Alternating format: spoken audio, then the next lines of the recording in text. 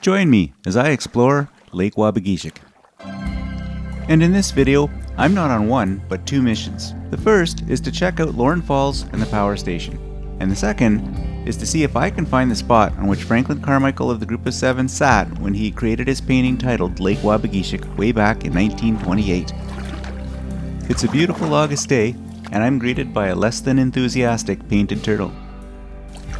As I paddle eastward, I'm reminded of the early Finnish settlements and farms that were established here at the turn of the 20th century.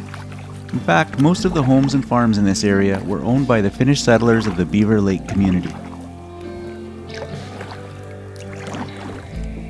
Today, I'll paddle over 14 kilometers or 9 miles in a figure-8 pattern on the Vermilion River and Lake Wabagishik.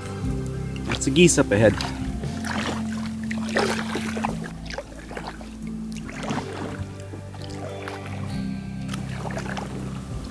Welcome to the Lorne Falls Hydro Generating Station.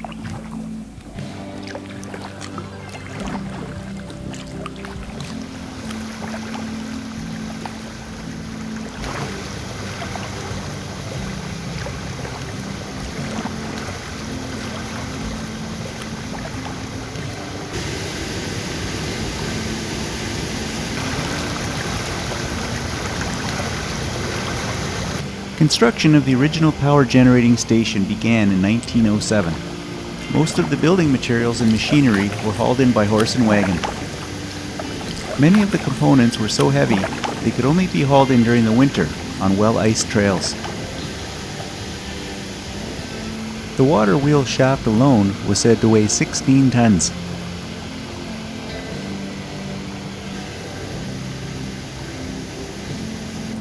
Okay, we're going to try running up the little rapids here.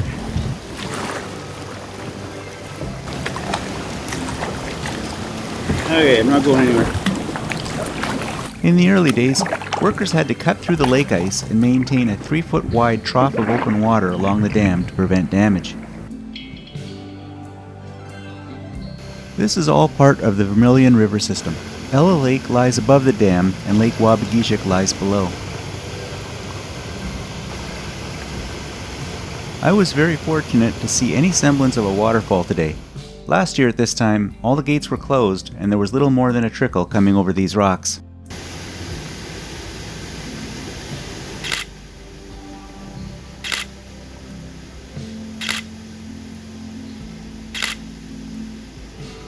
Having located the first of my two objectives, I turn my attention toward the second, and this one will be a lot harder to find.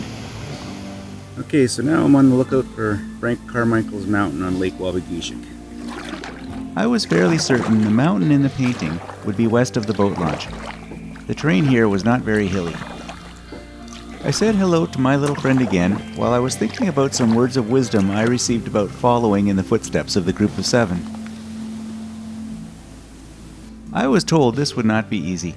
Carmichael painted Lake Wabagishik when this area had been heavily deforested, so the landscape looked very different a century ago. Hey, there's definitely some white rock way in the distance. That might be something he painted. But I don't think it's the painting. I was also told Carmichael would sometimes exaggerate the height of the hills in his paintings if he so desired. With this in mind, I still felt I found some hills that had potential. Coincidentally, the northern shoreline had some bare rock that looked somewhat similar to the rocks in the foreground of the painting.